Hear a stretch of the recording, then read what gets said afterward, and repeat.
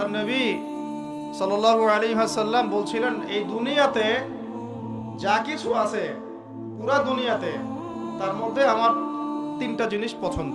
কয়টা ভাই? এক নাম্বার সালাহ, এক নাম্বার নামাজ।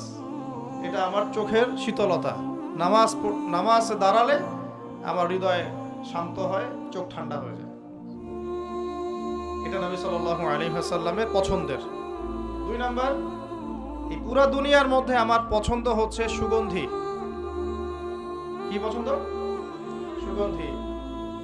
10টা টাকা যদি আর্ন করেন, 1 টাকার সুগন্ধি কিনেন, সুন্নাত। সুগন্ধি সাথে রাখতে হয়, ব্যবহার করতে হয়, মনটাও ভালো থাকবে। আর সুগন্ধি বেশি ইউজ করলে রোগ ব্যাধিও কম হয়। 3 নাম্বার হচ্ছে স্ত্রী। 3 নাম্বার কি? স্ত্রী। স্ত্রীরা আমার পছন্দ। নবী সাল্লাল্লাহু আলাইহি ওয়াসাল্লামের এই 3টা জিনিস পৃথিবীতে পছন্দ ছিল।